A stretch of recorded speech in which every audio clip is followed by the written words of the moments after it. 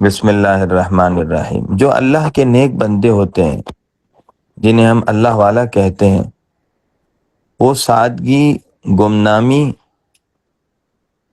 اور گوشہ نشینی کو ترجیح دیتے ہیں۔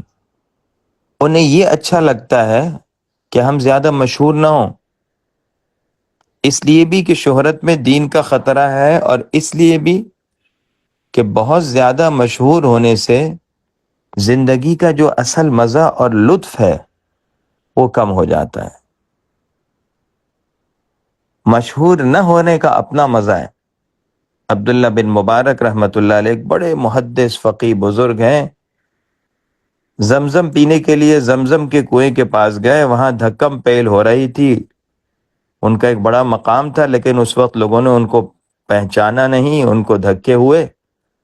بعد میں جب پانی پی کر باہر نکلے تو کہنے لگے بھائی اصل زندگی تو یہ ہے، زندگی کا اصل مزہ یہی ہے کہ لوگ ہمیں پہچانے نہیں۔